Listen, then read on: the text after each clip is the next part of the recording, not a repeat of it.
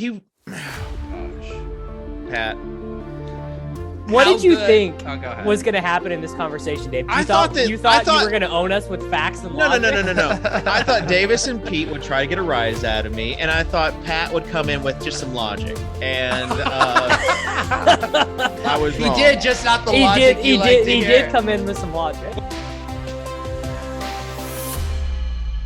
Pat, I think he's good, but he's not. I mean, basically, he's like Robin. He's Robin. He could be Robin because we were upset that he wasn't playing in the slot. We're like, why is Cedric Wilson playing in the slot? We need CeeDee Lamb in the slot. That's not great for like a found our thumbnail. We found our thumbnail. He needs to be in the slot. You know? Pat going like this, saying, "Is CeeDee Lamb Robin?" Yeah, Pat, could you lean in and do the YouTube face for the screenshot?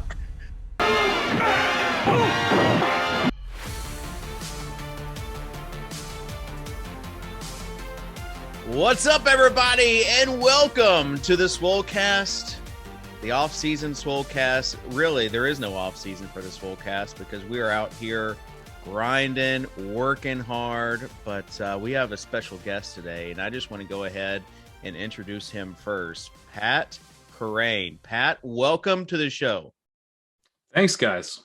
My second time on the Swolecast. Yep. Excited to be here. Yeah, first show for Pat Peter was, what would you grade last year's show for Pat? You know, I thought he did some things right.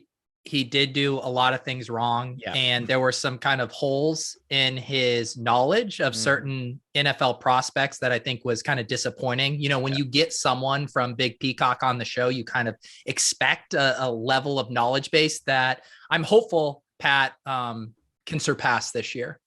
For sure.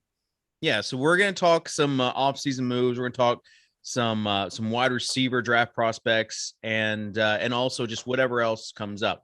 Pat, how in depth have you studied this year's draft compared to previous years? Because you're full time now, right? I mean, you're one of the guys. You let's face it, you are the guy at NBC Sports Edge. Well, that's very nice of you to say. I've been deep in the weeds. I got my wide receiver rankings out last week, 1 through 18, and I've got running backs in the works right now, quarterbacks in the works as well. So digging in, it's been fun. I love how I said you were the guy, giving you the chance to be humble, and you just, no, he took it. I took it. Shots fired at Dennis. Good for Kerrane. Davis, how are you doing today? You know, can't complain. Just traded the 101 in a draft today for AJ Brown. So nice to do that. I'm excited. Kansas City Chiefs, going to take a wide receiver in the first round. We're getting some smokescreen stuff. They got some random guy who wasn't even invited to the combine into a RotoWorld blurb today. So good for that. Good for Samori Toure. I mean, if we're gonna have Pat Kerrane from NBC Sports Edge on, let's at least credit the correct site for the blurb, Davis. Kerrane probably wrote that blurb up. I know, but we can't call it RotoWorld anymore. We can call it RotoWorld. It's fun to call it RotoWorld. It's powered by RotoWorld. The site is now powered by RotoWorld. There we go. Really? So I still can. Was that capitulation in the branding? I wouldn't call it capitulation so much as just kind of bringing back a beloved brand. Okay. Well, Swolecast powered by RotoGrinders, by the way. Go to RotoGrinders for all your DFS needs. No. RotoGrinders powered by Swolecast. Pat, are you worried about any like how much are you consulting medical opinions for some of these draft prospects that have been hurt, coming back? I mean, because some of it's just a dartboard. Justin Ross is the big one for me where I've been trying to get a read on if he's going to fall to day 3 because obviously he missed the 2020 season with a neck issue. And then he had a stress fracture in his foot that shut down his 2021. Wasn't all that good in 2021. Bombs his pro day. But, our team's going to be, a little forgiving of that because of the stress fracture, or is that kind of just the final nail in the coffin in terms of his draft capital? So I've bumped him down my rankings from where I would have him, but I'm going to bring him back up if he ends up day 2. But I'm starting to get worried he's a day 3 guy now. All right. Hypothetical. One of these draft prospects has a hernia. what's the timeline here for a guy with a hernia coming back? Yeah, I haven't had a hernia myself, so it's hard for me to really I've never say. had one either. I can't even imagine what it would feel like. Dave was just telling me before the show he had a weightlifting injury when he was in college. He got himself an old I had a sports hernia. But we were talking sports hernias might be different than. Well, that's in college. Do you remember how that went exactly? Yeah, like I remember the general sense, but I think our sports hernias different than regular hernias. We need Edwin Porras. We need Dr. Chow. We need Dr. Chow. Davis, what are your thoughts on hernias? Well, Kitchen is screwing with me because I told him I think I got a hernia deadlifting this morning, and I'm just really hoping it's not true because I got like 3 golf trips this summer, and I would prefer to not be dealing with a surgical mesh in my stomach during I thought like sports hernias, like they could heal by rest. But Davis says he would rather get surgery and then just be ready after 4 to 6 weeks. Well, it's an outpatient procedure, and you're ready for strenuous activity. You're ready for lifting again in like 4 weeks, from what I was reading. So you have already looked up like this happened this morning. I've already called surgeons. I've already called. I already got on my healthcare provider and found who was in network and figured out who could get me in and out same day. Wow, this is like, moving fast. Pain level. He's got to be ready for the season. He doesn't want to miss training camp. It doesn't hurt. It doesn't hurt really at all, but it'll get worse if I'm right about it, and it is, then it'll get worse. It'll hurt more. Especially at this stage in your career. I mean, younger Davis could have been back to writing and podcasting quickly, but now I think it's safe to say, how long would you be on the shelf? I just would get so fat if I didn't work out every single day. Like it would be unreal. You got the big game coming up, Davis, with the wedding. So correct. Yeah. You don't want to be walking down the aisle. Oh no. No. I mean, this so all right, if you're watching on YouTube, leave us a comment on what you think Davis should do. Professional or unprofessional opinions, they're all welcome. Hopefully he doesn't even know for sure he has a hernia, so I think anyone's opinion, I mean, hopefully by the time this gets published on YouTube, I'm literally already under general anesthesia getting operated on. I would like to have it done by like Friday. Wow. Injury, diagnosis, and surgery within the same week. How do they diagnose hernias? They do like an ultrasound to see what your muscles are doing, to see if there's a tear. I'm now picturing Davis like on the operating table telling the surgeon, "Hey, can you speed this up? I would love to be out of here." I got a podcast. I got to get to by. I'm on the clock in a rookie draft. Like we got to go. If you cough, Davis, does it hurt? No. You don't have a hernia. You said there's no bulge. And yeah, that does not hurt. You said there's no bulge. You just coughed.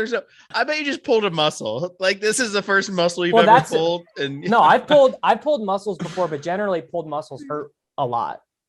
Well, this is the same guy who on the infamous Fantasy Insiders podcast would ice different areas of his body and said that his tendonitis was spreading throughout his body. And I had surgery on that because it didn't get better. From his elbow to his shoulder. So, all right. We're taking all medical opinions for Davis. Let's move on. Hang on. Real quick, yeah. Dave, because you're not going to bring this up yourself, but as 3 of your friends here, we do have to talk about you having a DQ Blizzard relapse. I saw the tweets. It seemed like we were back to old Dave. I thought we had moved past that. Can you talk about what happened this weekend? It's not a relapse. It's not a relapse at all. It's balance. It's a lifestyle. You know what? Dave is doing intuitive eating. The problem is his intuition is to drive 0.7 miles to Dairy Queen after dinner every night. Listen, it was within my eating window, and I don't like to brag. You guys know me. I don't like to brag. But I did do a rather intense Peloton workout where JJ, aka Late Round QB, was like, he messaged me, sent me a DM, was like, wow, you really crushed it. So I earned it. I earned that blizzard, and it was the dirt. It was an Oreo dirt blizzard with little gummies in them. Did you guys have like the dirt pie when you were little? Yeah, I remember those little. Yeah, you know, someone's mom in your classroom would bring them in. Yeah. Yeah. Well, you can't like you could just eat however much of that you want. Like that was a goat kid dessert. And so it was a little bit of nostalgia for me. I couldn't pass it up. You're writing it off as a nostalgia expense. Well, just an experience, really. He's just living life, you know. Wanted to see how they were. Like, what's the point in exercising and getting this dad bod if I can't treat myself every once in a while? Thought the point was to get rid of the dad bod. No, Davis. I've embraced the dad bod. It's just about health and balance, really. After you're married, Davis, I'll send you all my notes. Can't wait for those notes. Here's what I'd like to know. David, do you have like the fleet saved somewhere on your phone of the DQ experience? Yeah, oh my God, fleets. That was like, that should have won a short film Oscar. Dave probably, that was a beautiful thing. Dave probably bought one of those NFT infinite object things just to play the fleet. I'd buy it. It was probably the pinnacle of my Twitter career, for sure. All right. Are you sad? Are you sad that fleets are gone? Nah. Because let's face it, that was the only one I was doing. I mean, after that, it was rough. I actually, this is behind the scenes. I've never told anyone this before. Daigle did a bunch of fleets on making like a Thanksgiving roast. It was like a 20-parter. I remember that one. Yeah. He was getting into the cooking fleets. Yeah. And there was some I felt like comedic bits in there. So I recorded it, and then I recorded some reactions to it, and I almost posted it. And then I was just like, no, I don't want to be that guy. I don't want to be that guy that offends everybody. You know, Chris Rock proved. Wait, you were roasting Daigle's fleets? I was roasting Daigle's roast. Yes. So, but you know, that's not me. I encourage positivity. We foster a positive work environment, and that's what we're going to do. Pat, a few years ago, I made a bet with Davis on Devante Parker's resurgence. It worked out. Last year, not so much. Well, it didn't really work out. It's you because you lost the bet, but no, you got it. The bet. You bet Josh Dotson. I bet Devante Parker. So if I remember correctly, you actually lost the bet, but you got the rebound year the next year. No, I'm pretty sure that's what happened. Peter, mediate here. Remind me of the details. I don't remember them.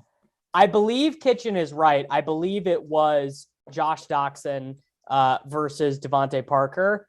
But I think it was 2017. And I think that he got a bad Devante Parker year and then got the flop leg the next year. It was not 2017 because Peter wasn't even on the show then. So yeah, I didn't remember that. All right. Anyways, he's AJ Greenlight, right? He's at the Patriots now. Peter says he's a great fit. What's your say, Pat?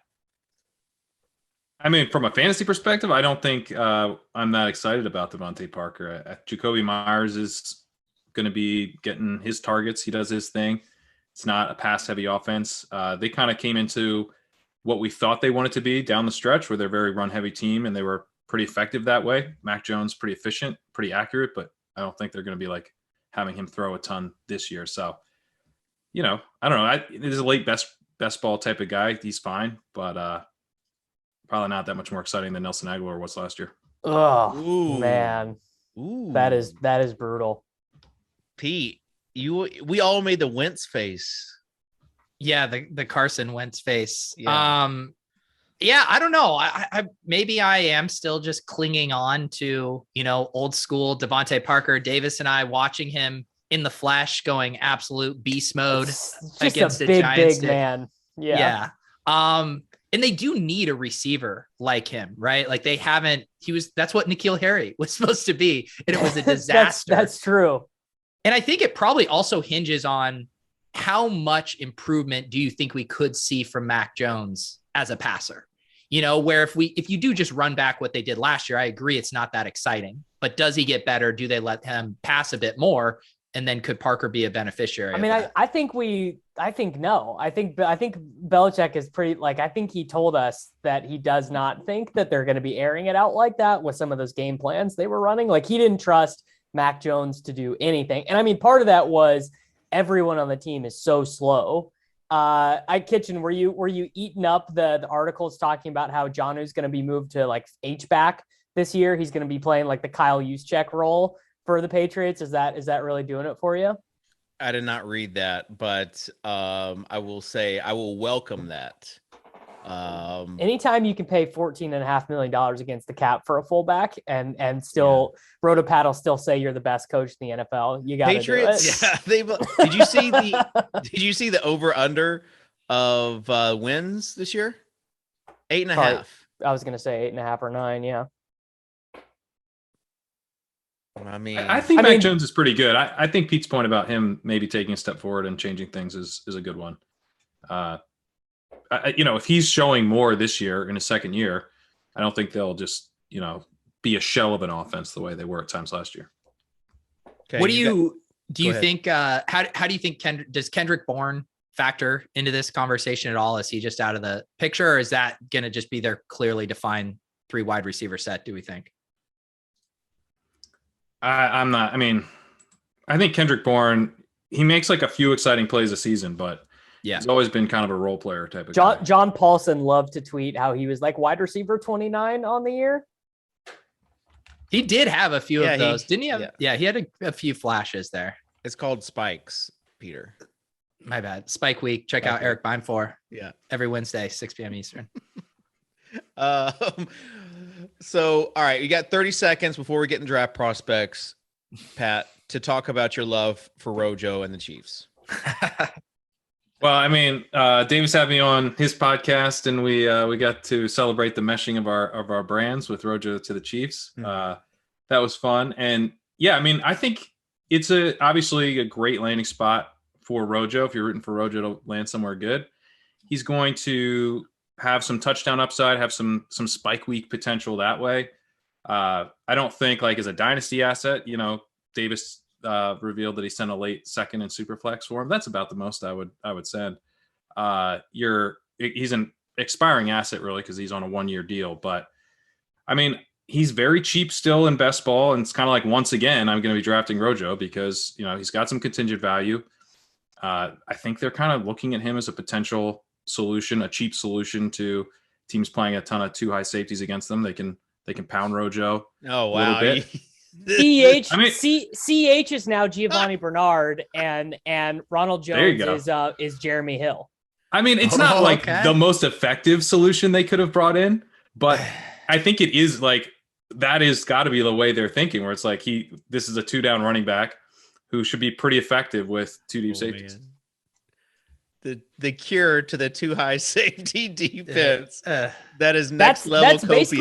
That's basically what Andy Reid said when they all the coaches did media availability when they all took that picture and Matt Rule had the worst fit of all time. Obviously the thing is they don't want to pay Jerick McKinnon what he's asking for after that run, and Darrell is not on the team, so they needed a guy. And Ronald Jones is a pretty good bet to be a guy. And it's $5 million. For $5 million, he's a decent solution for that. Did you see the class picture, Pat? I actually haven't seen this. You haven't seen? It's really bad. Every year they do a class. They do a class picture. Matt Rule looks like he doesn't belong. Yeah. So, I don't know. They're outside in Florida, and he's got oversized pants, an untucked shirt, some casual shoes. You got to look at it. Pete, did you see it? I'm pulling it up. I didn't. Let's see if I can find you gotta see this picture. And Sean McVay looks like a guy who has a smoking hot wife and just won the Super Bowl. Yeah. I like Sean. Oh my God. I assume in post-production, we're putting this photo up on the screen here, but this photo, I was even thinking like more of a professional thing. This looks like a group of guys who, one of them said, hey, at the bachelor party. Yeah, right before we go in for dinner. Oh my goodness. The oversized and then Vrabel's got like the collar that's kind of out, like almost like the club collar. That's what I would think he would be wearing. Also, Yeah. Vrabel's kind of got like the look that Rule was going for, but Vrabel's pulling it off. Also, the way Ron Rivera is sandwiched between McVay and is that Shanahan in the back? It looks like he's their bodyguard. They don't look like they should otherwise be in the same place together. Yeah, it's I mean, this Rule photo is like, I'll never be able to bet on a Matt Rule led team ever again, knowing that this is what he looks like outside of a football arena. Like, it's so bad. Wait, also, did Josh McDaniel get more swole than we're used to? He looks like pretty chested up there. I don't even know what Josh McDaniel looks like. Yes, you did. Without a visor? Yeah. I could not pick Josh. I'm looking at this photo right now, and I can't. Doesn't he look beefed up? All right. But what about Mike? Dude. What about Mike McDaniel? Just like he put on like 50 pounds.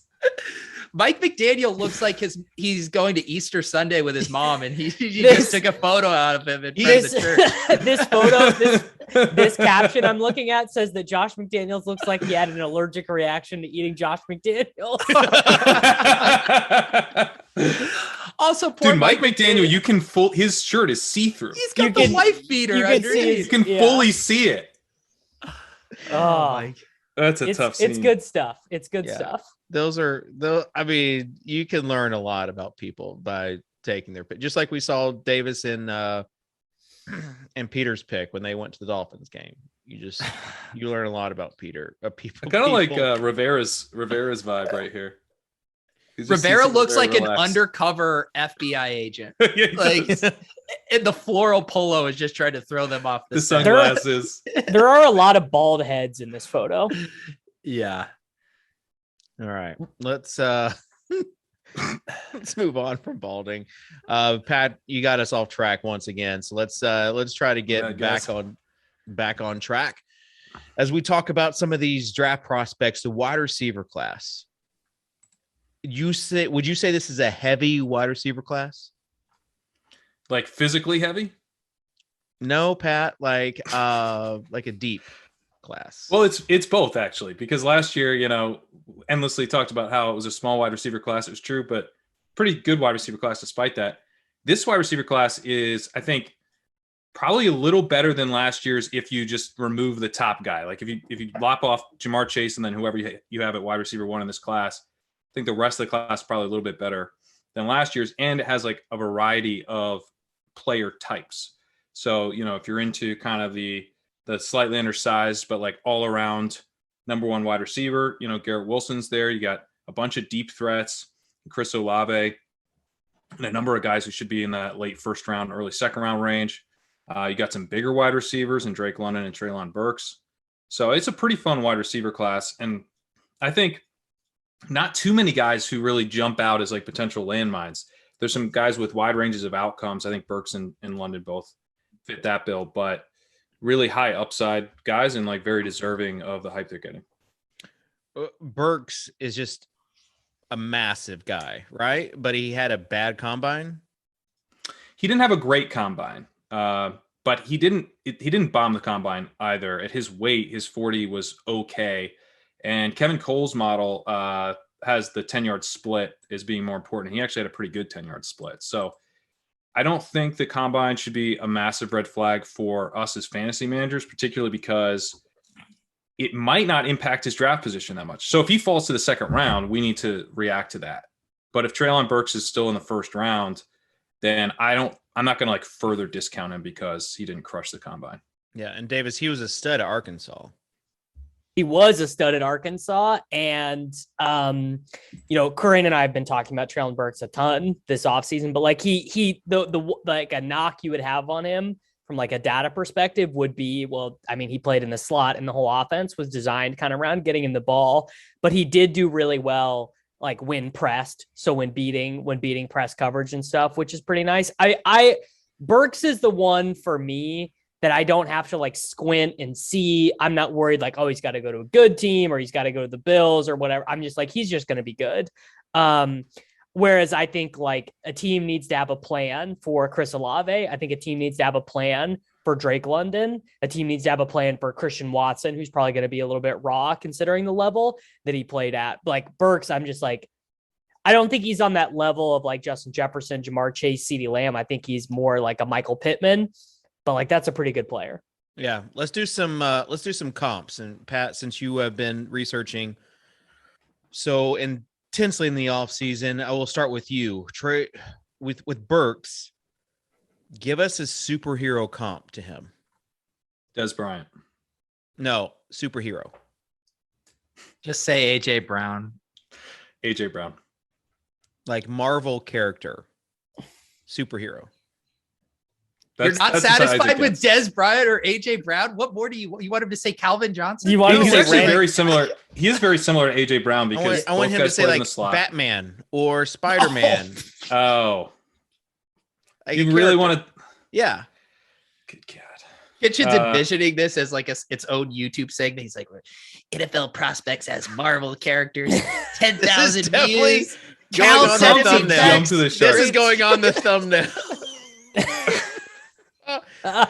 Give us a good comp. Superhero comp. I've seen like the one before the last one of those Marvel movies. I'm so out on all these Marvel Just movies. say literally any character. You Morbius. don't even have to have a Okay, thank you. Who is Morbius? I don't know any of the It's this movie that's getting absolutely. I haven't seen any of them like 5 years either, but Morbius is getting like F- reviews. I mean, you could have said anything. I've got 3 daughters, so I am out of the superhero realm. He's the Elsa of NFL draft prospects. Ooh, I like it. All right, let's let it go and move on to the Let it go. person. Okay. You talked about Christian Watson, Peter. How excited are you about Christian Watson? Moderately excited. No, I mean, what? Tell me if I'm wrong. Christian Watson is the guy that's not necessarily expected to have a ton of draft capital, but pops as the athletic, size, speed, production guy that we want to see fall in the right spot. Is that a fair characterization?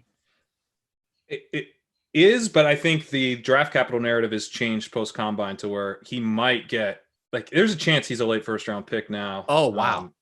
Probably in the second round, but Okay. I don't think he'll fall to the third round anymore. But yeah, he's an FCS guy, North Dakota State guy, and very athletic, deep, kind of a classic like downfield guy used on some like very short screen type of stuff as well. But really raw. He's old, but you're kind of betting on the athleticism. You know who's being rumored to be interested in him? The Kansas City Chiefs. Kansas City, great fit Chiefs. Yeah, that makes vertical. Sense. Do we know his vertical? I think for what it's worth, I actually don't think he's a great fit Chiefs. I think that they should not be taking a guy like that. I think Olave, if they took him instead of Olave, I would not know if that makes that much sense for what they want to do on offense. I would definitely prefer them to take Olave. He does have the vert though, 38.5-inch vertical, 136-inch broad jump. I mean, and 4.3 speed, 4.36 speed. He's 6'4". 208. I mean, yeah, he's exciting. I mean, Davis, do you think the Chiefs, because as Pat was saying that there are, archetypal wide receivers in this class that's fit specific roles. Do you think the Chiefs are going to say, hey, we want to get a speedster to replace the Tyreek Hill element? Or do you think they're like, we're just going to try to go draft a grown ass man and know it's going to work out? I don't think drafting a GAM is what they do. I think they care so much more about speed. I think like pretty much every decision other than drafting Clyde Edwards-Helaire in terms of who they have selected. Like if you look at what Veach has done, they draft Hardman, they bring in Josh Gordon, they signed Sammy Watkins in free agency, even DeMarcus Robinson, who is like useless, but did like 9 years ago, run I think a 4.38 off the top of my head. Almost everything they've done on offense has been trying to add faster guys. I mean, McKinnon, another guy who 10 years ago was really fast. I wonder what McKinnon would run right now. That's a good question. He looked pretty good in the playoffs. He did. The problem with Watson. Go ahead, Pat. I think if you're the Chiefs, the problem with Watson is that there are other guys who have that same like type of role and are very athletic that you can get cheaper. So like Alec Pierce would be an example of like a Watson arbitrage play. Another really athletic guy. Yeah. But it'll probably cost you a 3rd round pick as opposed to a late 1st round pick. All right. Talk to us about Alec Pierce. You have to understand a lot of people that are listening to this show, they're just kind of coming in green. And so you can't just say Alec Pierce. You have to say like who Alec Pierce is. Is he Batman? Right. Is he Robin? Is he Morbius? Classic Spider-Man play here. Alec Pierce, he's 6'3", 211, kind of a one-dimensional outside deep threat, but really impressed at the combine. Had a 4.41 40, 129-inch broad jump, 40.5-inch vertical. He had a 17.1 ADOT in his final season, 16.8 for his career. Like he is a deep threat. There's like no issues with like how you're going to use this guy. He didn't get like a ton of targets, which isn't great because he played with Desmond Ridder. Ridder was willing to throw the deep ball, but he was awesome in yards per target with 11.1. So your hope is basically, the like shoot for the moon hope is that he's Terry McLaurin, but he could pretty easily be like Marcus Valdes-Scantling. He profiles pretty similar to Martavis Bryant. So hey, Martavis Bryant. That's not bad. Martavis Bryant would have been a star if what was it? Was it he couldn't stop smoking weed? Is that I can't remember what his suspension was. He would have been great. Was one of his suspensions. Yeah, he was looking good. He also looks like Miles Boykin and Matt Collins. So it's not like but you can get him if you're the Chiefs in round 3. Watson's probably late round 1 for them. All right, here's another great fit for Chiefs. Maybe the Titans as well. Do you know who I'm going to say? Ben McBride or Trey McBride? No. Someone has speed. Someone who also is injured for the Titans. Jameson Williams. This is a track star who at Alabama was crushing it and then got hurt. What's his range of outcomes?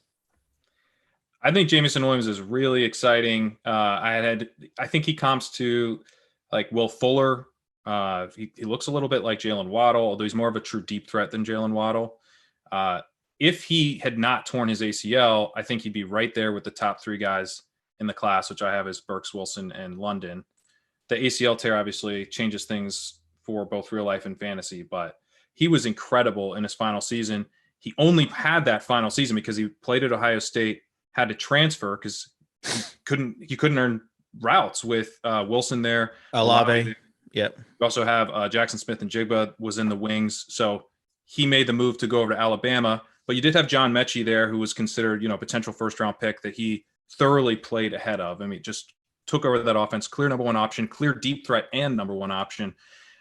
And we got 15 games in the final season. So it's not like you have like super small sample, like where you look at Drake London, we're really hyped on his final season. He only played 8 games that year in 2021. So at least we have a 15-game 2021 for Williams.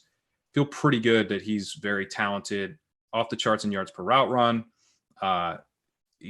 clear role in the NFL. And honestly, I mean, maybe the ACL helps him in the sense of he lands with a better quarterback. Cause I think the Chiefs, like the Bills, the Packers would all be very interested in him if he's there. Peter, what is the best situation for a wide receiver to be drafted in this year? The Chiefs. Great fit. Chiefs. I mean, you're setting me up for it. Other than the Chiefs. Well, Bills, Cowboys, Packers too. Yeah. I mean, the Bills. Packers would be number 1, right? Like, I don't think so. I think the Chiefs are number 1. Yeah. Because don't you think we have seen so many times with the Packers and Aaron Rodgers, him not coming around on new players, young players. The guy had Wisconsin Randy Moss and chased him off his team after he dragged his ass through a playoff game. Like that might be a generous comp, but we take it. He was on your podcast, so he gets the Randy Moss comp. He's Superman, Dave. If you want a comp, Jeff Janis is Superman. Yeah, but so there's actual risk there that Rodgers is just like, actually, I don't like this guy. Where you feel pretty confident if a talented wide receiver is drafted in the first round and steps into the Bills or Chiefs offense, they're gonna do well.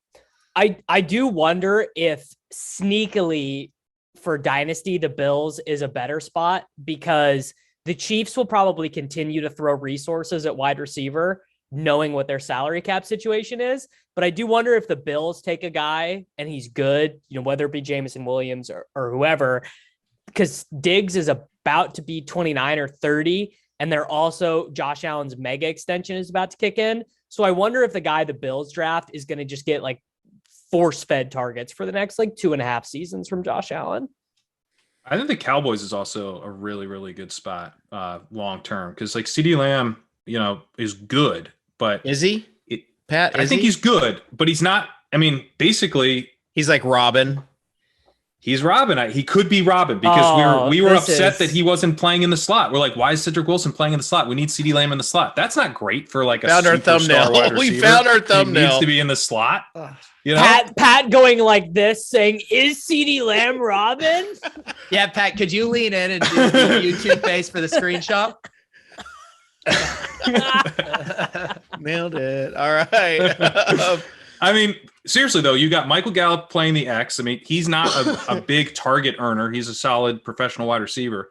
Right. But if you get a wide receiver who's just a superstar, he's probably going to be playing outside in 2 wide sets. I mean, he might play ahead of CeeDee Lamb in 2 wide sets because Lamb wasn't all that good on the outside last year. So, I mean, Jameson Williams there would be pretty exciting because he kind of profiles like a classic Z type of wide receiver.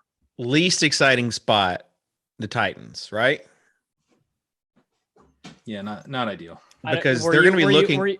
Were you hoping that we were going to be like, no, Tannehill, dude, it's time? No, I get it. I mean, you've got Woods there now. You've got obviously AJ Brown, hopefully there, Derrick Henry, but they need wide receiver depth. And they could use a lid lifter, right? Like that would fit well with AJ Brown and Woods' skill set. Yeah. Yeah. I saw a mock that had Skye Moore to them. If Kitchen steals Skye Moore from all of us as part of his brand, that's going to be a tough scene. Listen, this is going to be. I can handle that.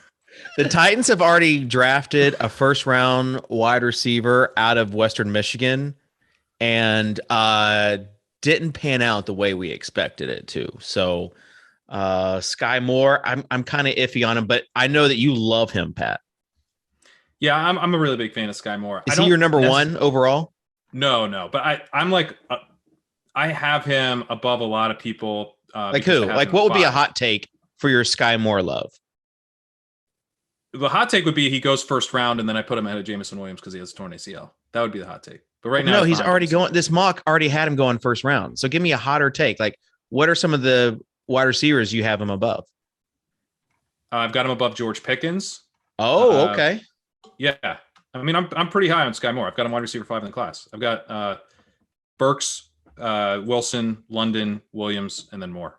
So to further Dave's question, is there any chance he could go higher than 5 for you? Or is he capped out there even if he goes? No, I could put him ahead of, I guess the real hot take would be if he lands in a good situation late in round 1, that I put him ahead of one of like Burks or London if they don't end in a good situation. So Skye Moore to the Bills or Chiefs in the first round. Now he's top 4. Now he's like wide receiver 3. If he goes to the and Twitter explodes. If he goes to the Bills or the Chiefs, he's wide receiver 2, I think. Wow. Ew. Now hot taking me. Who would you have? Would you say that the sky is the ceiling? I mean, it would depend. It would depend on where Burks and Garrett Wilson go, because there is a decent chance that Burks and Wilson also get taken by teams with elite quarterbacks. Right now, there's a chance that Garrett Wilson gets drafted by the Jets. I mean, I know all we care about is talent shit, but if Garrett Wilson gets drafted by the Jets and Treylon Burks and Skye Moore go to the Chiefs and the Bills, like, I'm sorry, I'm not taking him. I'm not taking the Jets guy over the Chiefs guy. Davis, why aren't we talking about George Pickens more? I am. This is. Did you even know this, or are you just guessing at darts? Do you know that I love George Pickens? Well, you're not listening to all of Davis's podcasts. Yeah, Kitchen. Well, I think Davis. That David basically just repeating the last name he heard. Yeah, like that's what I was wondering is if Kitchen had like made notes or if he was just reading a list of guys. I'll tell you the reason why is Ben Pritchett has been in my ear for the past year talking about how awesome George Pickens is, and then I'm listening to all these podcasts, doing all my in-depth research, and he just hasn't been a guy that's been highly touted by draft Twitter. Well, these people are not going to have a good time when they come to find that George Pickens is going to go in the first round and he is a dog. That guy is so good, and he had a weird career. He plays for a team that doesn't throw the ball very much, so it makes his market share numbers look weird. Like, Pat, I can't remember if it was you making this point or Kevin Cole maybe made this point to me, but like one touchdown either direction in Georgia, like one extra touchdown or one subtracted touchdown could be like 9% of a market share because of how little they throw and because of how much they run the ball. So I'm not, and he was better than expected at the combine, 10 months removed from the ACL. He is going to be a great run blocker, which I know doesn't matter for our purposes, but it's going to make coaches like him. And compared to like the treatment that Jalen Reagor and guys like that get from their coaches, just having a guy who's going to ingratiate himself right away to a head coach, I'm on board. Like, I just think Pickens is a smash. You see him like as a Thanos, Davis? Yes. Yeah. I don't, I never issue, but the talent is there. I've never seen Infinity War, but I'll say, here, we'll do the screenshot. George Pickens is Thanos. Do we have a George Pickens snapping his fingers? You gotta hold the hand up so they can put the glove on. There we go. Devin, work your magic with that. Can't wait for this new era of Swolecast with some true post-production involved. All right. The point that Davis made about the touchdowns is a good one with Pickens. Well, but to be clear, it's not my point. I stole that from someone who's smarter than me. Who? I can't remember. I just said it was either Kevin or Pat made that point to me. I have talked about it, but I don't know. Maybe Kevin was. Davis stealing it from Pat and then saying it on a show that Pat is on is awesome. It's pretty great. Yeah. The thing with the touchdowns though is that like that's the good part of his profile is that he had a 33% touchdown share as a freshman, true freshman, 35% as a sophomore, which is really nice. But he only had 8 touchdowns and 6 touchdowns in those 2 seasons. He had 727 yards as a freshman in 12 games. The raw stats are like a little bit like he had a freshman breakout, but it came on really, really low raw stats. So it's like, to me, it's that maybe the market share stuff is actually overrating him rather than underrating him. Did you see that someone compared him to Devante Adams? That's just what people will always do with the 6'2" guy. Well, it was actually himself that compared. Oh, he is like, if you watched him, he is like David said, he is a dog. He does not lack confidence at all. I think he's more of a downfield guy than Devante Adams. Yeah. You know, I feel like you don't even want to give yourself the Devante Adams comp because it means it's going to take you like 4 years to realize your potential. It means your quarterback is going to hate you for the first 2 years of your career, and you're going to be playing behind Donald Driver and James Jones. So, Pat, you're saying he's an upgraded Devante Adams? I'm saying I think he's more of like I think he's more of a Sidney Rice or maybe a Will Fuller. I was saying like maybe like a bulkier Will Fuller. Yeah, like a more sturdy Will Fuller. I would take a bulkier Will Fuller. I mean, well, you obviously there are some trade-offs with that though. Like Will Fuller is like maybe one of the fastest players, and Pickens is not that fast. Speaking of Will Fuller, are we going to get him signing with anyone anytime soon? How long is this going to drag on? I mean, so. Pat, I can correctly attribute this. Pat was telling me that the finger thing was like actually a real thing and he had to have another offseason surgery on it. And then I also heard that like the mental health aspect of like just not wanting to play last year for the Dolphins was like also real, that he just was like not feeling playing football at all last year. So, and maybe he really wants to go play with Deshaun Watson, or maybe like most of us, he's like, I don't know how much time I really want to be spending around Deshaun Watson these days. So maybe I don't want to just follow this guy to Cleveland. This would be Tuttle's time to come in with a comment that would try and attempt to get him canceled. he does that pretty well. Peter, Superflex, regular best ball, where you're seeing these rookies go. What are some wide receiver, like some good value wide receivers, and maybe some wide receivers that you're just not touching because they're way too high?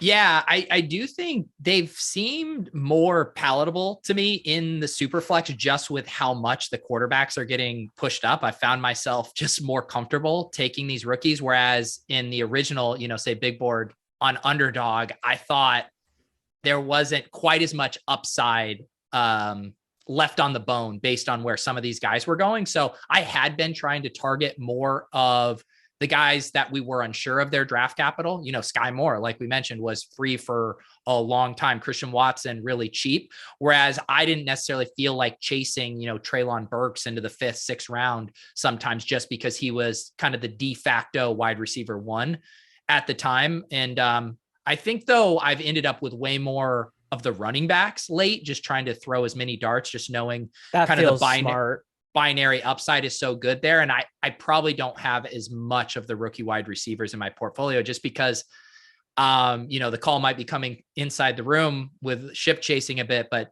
everybody just loves young wide receivers these days. And so sometimes you got to adjust. I mean, cause you do know one of Rashad White, Pierre Strong, James Cook, just one of those guys is going in the 3rd round to a team where you can squint and see him scoring a bunch of points, right? Like whoever, like Amico tweeted this the other day, like the only possible team that could draft a running back and give him a 3-down role is the Texans. Like what if the 49ers take a running back in the 2nd round again? Yeah. Like, what's stopping them? Yeah. Did the Texans sign Marlon Mack? They did. Yeah. There's your 3-down back, Marlon Mack.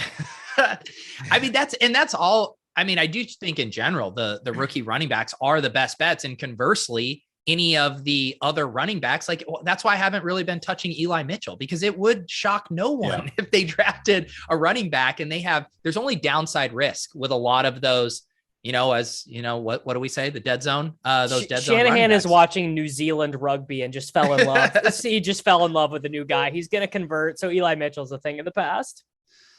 I do think like Pierre Strong, to Pete's point, he's free in these best ball leagues, like on Underdog and stuff. He's free, and he has a sub 4.40, decent size, kind of profiles as a classic Shanahan type of back. There's a bunch of Shanahan offenses now in the NFL. It's like, he could easily kind of be an RB2 type of guy. And there's other guys like that, to Davis's point. And this is the situation I find myself in the last rounds of these drafts a lot of times of, do I want to take the rookie who I truly know nothing about other than he doesn't have a photo next to his name, and so I know he's a rookie? Or do I want to take like Deontay Foreman, who I think will end up being like the pure handcuff for Christian McCaffrey? And those are kind of, I mean, obviously I want to mix that up, but I feel like those are generally the pros and cons I'm weighing between types of players at the end of drafts. To me, this running back class is a lot of guys who like profile slightly worse than Foreman did coming into the league. Like once you're deciding between, like even Strong, who I like. I mean, Strong, his draft position is unclear. FCS guy, he's really old. He turns 24 in December. So even the guys who I think are pretty intriguing late have like major red flags. Dameon Pierce, I find intriguing, but like any kind of metric stuff just spits out gross on him. But he does have some things I like. Very elusive, but a career committee back. So to me, like a Deontay Foreman, I think is who I'd be leaning towards there. Yeah, Foreman's a dog. That guy. I mean, anyone that steps in. Kitchen, you like him? That's interesting. It's interesting that you would be. When did you start liking him? Yeah, like at what kind of what point in his career? I liked him when he was at Texas. He I was. thought he kind of got lost. He was outstanding at Texas. I thought he kind of got lost in the shuffle. Well, And you know why he got lost in the shuffle. Are you a big enough fan to know why? Yeah, of course. But go ahead. Which was what? Well, did he tear his Achilles or something? Last year, he basically became the upside case for Cam Akers, which was he tore his ACL, was kind of useless for a year and a half. Tore his Achilles, but looked good. Had the juice, looked explosive last year. So anyone that steps into King Henry's footsteps and is just a little bit. They actually, how about this stat, Dave? They actually ran for more yards per game in the 9 games that Henry missed. Yeah, let's just go ahead and. Do you want bring out the elephant in the room? Davis tweeted out, "Is Derrick Henry a Hall of Famer?"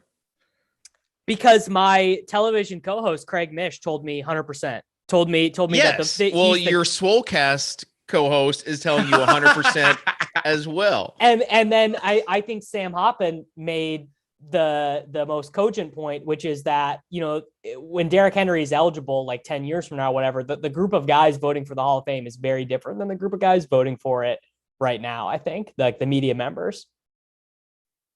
So because Davis is saying he's going to be the one voting on it. He's voting no. I'm not going to be voting, but guys Thank you, who Davis. Guys who I'm not going to be a supermodel. Guys who learned about football from pro football, Aaron Schatz is probably going to be a Hall of Fame voter in 10 years or whatever. And Aaron Schatz is not voting for Derrick Henry in the Hall of Fame. Well, yeah, he hates the Titans. But is that true? There's no way that I just pulled a name out of the hat, but there's no way that Kitchen holds this grudge. Kitchen, do you have this list of everyone who's once says anything negative about the worst Titans? One seed of all time? No, shots. It's not shots really. It's Football Outsiders. They were really low on the Titans last year, and I wonder how that turned out for them. Yeah, it did not turn out well for them. Is that true? This was before the season, during the season, and yeah, eventually panned out when they lost in the playoffs. It was the Davis, I told you so. But anyways, this Derrick Henry, he is in a class all by himself. His bust should literally be bigger. Is that true though? Of course it's true. You've got an athletic freak who's 6'4". In context of what he's done as a member. Yeah, of the National but what Football about how League? he did in the NFL? Does that matter? Pat, I'm sorry. Are you anti-King? I'm not anti-King, but are you one of these guys all by himself? Hey, are you one of these nerds every year and you're oh, you can't draft Derrick Henry in the first round? Read the room, Kitchen. Of course, we're all united on this. I said it, and I'll say it again. Go send Pat a trade offer in a dynasty league. Send him a 2nd round pick for Derrick Henry, and watch him be nah, I'd rather have the 2nd round pick. Yeah. Is it Superflex? I might have rather have the 2nd. I'd rather have Kenny Pickett. But to your point, running backs being elected into the Hall of Fame will be different, right? Because everyone's kind of soured on running backs in general and their talent level. You can't deny Derrick Henry's combination of talent and athletic freakishness and a nose for the end zone. But isn't the real answer that his resume still needs to be added to, and we can't make the decision right now? If he continues on a similar pace to what he's done, he'll probably get there. But if his career ended right now, there's no way he's a Hall of Famer. He's not even. If he continues on the pace that he has been on, he'll probably get there. Aren't there people saying Frank Gore might even be up for debate whether he's in the Hall of Fame? Yes, and we're going to talk about his. And resume? I think by the way, those people are wrong because Frank Gore has accumulated so much. But just to give you a hint, Dave, Derrick Henry is the 71st all-time leading rusher in the NFL. He is not a Hall of Famer if he doesn't have another couple great seasons. Okay. Unless you want to give him the Terrell Davis corollary, which was that he was so good. The problem is he's never won shit. And so it's hard to make the argument of a first round playoff loss as a 1 seed to the Cincinnati Bengals as being the high point. In which he was just coming off an injury. Gosh. Well, guys who get injured a lot don't make the Hall of Fame. He doesn't get injured a lot, Davis. Isn't that not true? Didn't he actually get injured a bunch when he was first starting? Well, no, because he wasn't a featured back then. So, yeah. anyways, How many of Dion Lewis's timeshare backmates are going to make the Hall of Fame? It's a good question. That's a coaching. I mean, we are right talking there. about 2 seasons, really. Really? Last year he had less than 1,000 yards. He had 1,000 yards and 12 touchdowns. I'm sorry, in 2018. Pat. Then I've got 2019, 2020 is when he was the league of his own. Talk about 2 seasons. Last year he was a league of his own until he got hurt. Literally, like he propelled people to the playoffs just if they had him. They might have lost in the playoffs like the Titans did, but this isn't the Fantasy Hall of Fame. This is the NFL Hall of Fame. Oh gosh, Pat. It probably hurts his resume. What did you think go ahead. was going to happen in this conversation, Dave? I thought you were going to own us with facts and logic? No. I thought Davis and Pete would try to get a rise out of me, and I thought Pat would come in with just some logic. And I was wrong. He did, just not the logic he did come in with some logic. Well, no, I think you can't use the logic of he wasn't good last year. He's only had 2 good seasons. Like he was great until he got hurt. Like, Pat, I'm sorry. Just compare him to the Hulk and Kitchen will be fine. No, Derrick Henry is the NFL Hulk. I do think it kind of like goes to your philosophy on the Hall of Fame. Like to me, I'd rather have a guy like Derrick Henry than Frank Gore because 100%. he mattered a lot more than Frank Gore at his height. But I mean, is Priest Holmes a Hall of Famer? The problem is then if you start doing that, then you're like, well, Todd Gurley's a Hall of Famer, right? Because he was the best running back in the NFL. Yeah, no, I think years. Todd Gurley, I would. Yeah, but Todd Gurley, Priest Holmes, Jamal Charles, those guys way over. Well, Jamal Charles is a Hall of Famer. Now. Yeah, I mean, it's cutting a little short. Yeah, okay. All right. But I mean, I'd rather have the guys who at their peak were like the guy. Jamal Charles has an all-time NFL record that'll never be broken, which I think locks him into the Hall of Fame. Most yards per carry in a 1,000-yard season. Okay. But I don't think Priest Holmes is a Hall of Famer. What if it's similar career arc to Henry Priest Holmes? Let's say if a rookie running back came in, and I know this is outlandish, but let's say he rushed for 3,000 yards in a season, just smash the all-time. What people think Jonathan Taylor is going to do this year. No. And then he gets hurt in the offseason, freak accident, never plays football again. Hall of Famer? Hall of Famer. Any all-time record holder that'll never be broken, I am on board with that guy getting in, basically regardless of whatever else is on the resume. I'm going to Priest Holmes, by the way, 1,555 yards, 8 touchdowns, 16-15, 21 touchdowns, 14-20, 27 touchdowns. That's a great 3 years. Great 3 years. I bet it pales in comparison to Derrick Henry. All right. Anyways, it doesn't. We brought Pat. Factually does not. We brought Pat on for his drafting prowess, not his Derrick Henry prowess. So we're gonna go. We already have that prowess covered. We're gonna go back to some prospect questions, Pat. I want to ask you about Dare Rosenthal. Thoughts on Dare being drafted in those mid rounds this year? Love the hand placement, the awareness in space, beautiful footwork. I mean, if you guys are looking to watch some tape on footwork, I want the backstory on how someone becomes named Dare Rosenthal. Those really feel like conflicting cultures in one name. See, I didn't think that. I thought he was a development prospect, that the feet and hands were not there. He's 6'7". You got to watch the tape yourself. You're just reading the stuff on Twitter, man. Get your eyeballs on the tape. You'll see the footwork's there. That's a false narrative, dude. I mean, you gotta remember that he was playing with Joe Burrow at LSU, bud. Like guy knows the drill. Guy knows how to protect the pocket. He won a national championship. I thought he played at Kentucky. He transferred.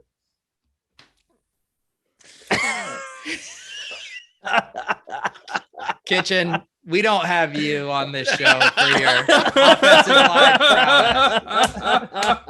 All right. Anybody else got some questions for Pat? Even I, an offensive line thought leader, you got me on that one, Kitchen, because I was searching within a list of skill position players for what late round running back or wide receiver Dare Rosenthal was until I realized he wasn't going to be on that list. I saw Pat like glancing at the screen as he's talking. Like you could just look at the screen. You don't have to like glance at it. Like well, okay. I wrote down every trope I could think of after last year's debacle. Yeah. I mean, all jokes aside, I have done my 50 hours of research on him. He does have the quickness and growth potential, long arms, powerful base to be one of the most popular players in pre-draft film sessions. And I would say if he impresses in private workouts, he could climb the draft boards. I mean, he is a big athlete with good bulk and a filled out frame, stays balanced and doesn't overextend and pass. 6'7". Yeah. I mean, if he improves his footwork, he's there. I mean, I even know that he said some similar stuff. Did he? Yeah. A lot of people don't know that his birthday is December 10th. I know that.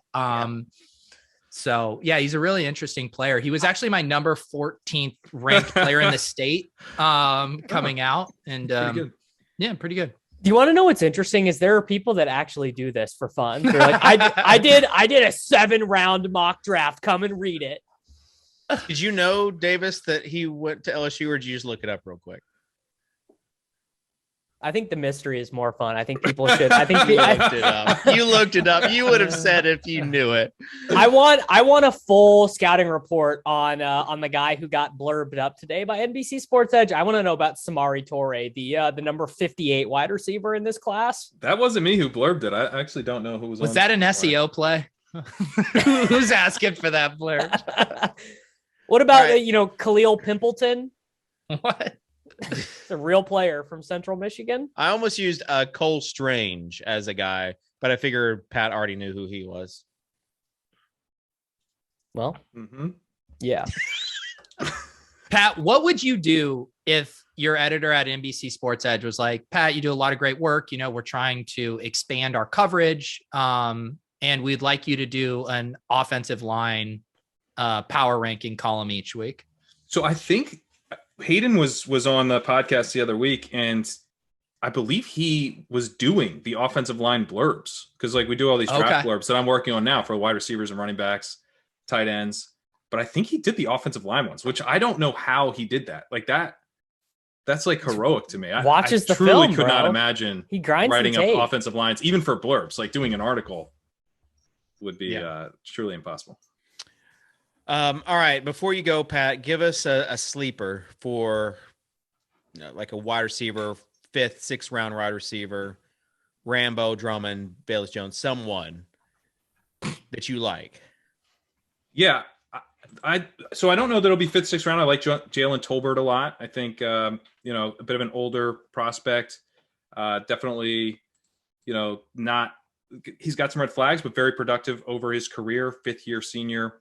I think he'll probably end up being a 3rd round pick. Yeah. So another guy that might be more of a 5th round pick that I really like is Khalil Shakir. He's the type of guy that I feel like say the comp. What is the comp? People are saying, these teams are looking for the next Debo. They use Shakir a little bit as a ball carrier. Okay. Yeah. I think he could be more like a Deontay Johnson or something.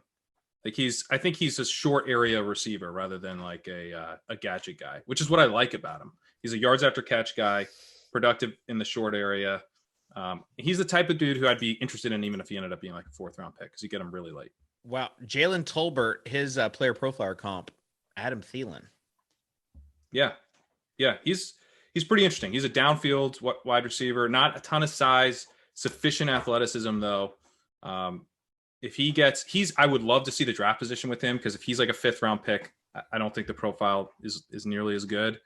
But yeah, with 3rd round draft capital, he's definitely interesting and very cheap right now.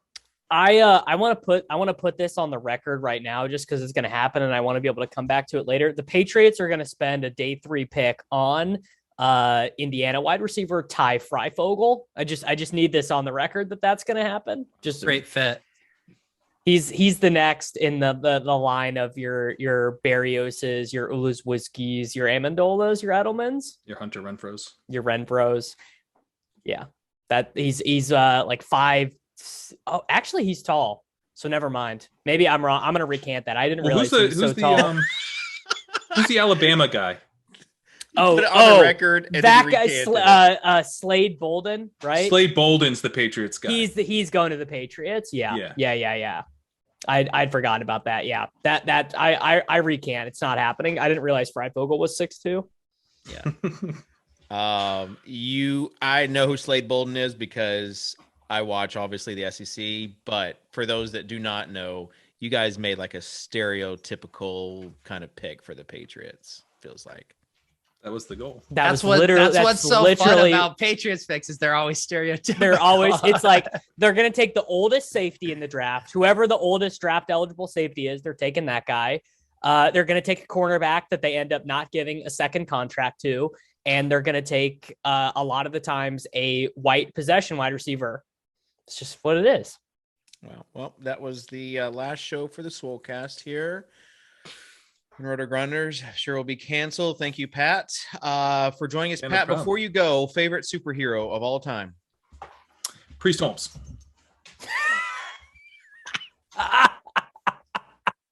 So mad. Kerrane, you're not normally that funny. I know. That was really clever. Must be the Swolecast rubbing off on you. All right, give us let people know where they can find you. We got a big audience. NBC Sports Edge, good football show on the podcast feeds. I've got running backs and quarterbacks coming out soon. My rankings over there. Wide receivers already published. Awesome.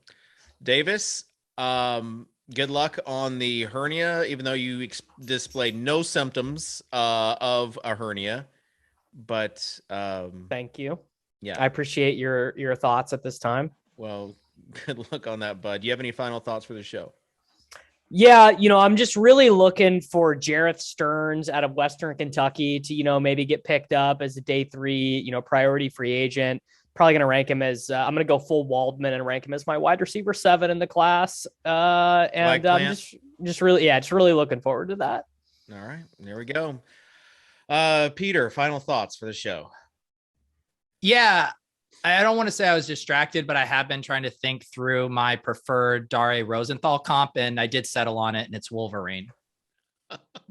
That's pretty good. Thank you. Wolverine took some time to develop, but it was pretty good. All right. Needed a few surgeries. Pat. All right. That will do it for the Swolecast here. Special thanks to Patrick Kerrane for being on the show.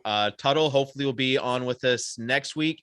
He had a 12-game NBA slate. He was working. Is there a Wisconsin draft product that we need to be aware of for him to underrate? When we cover running backs next week, I'm sure he'll hit us with some. Well, they don't have one this year, but who is the Quintus Cephas is going to be better than Jonathan Taylor? That was the all-time Tuttle Wisconsin take. I found one prospect, Jake Ferguson, their tight end. He's actually pretty good.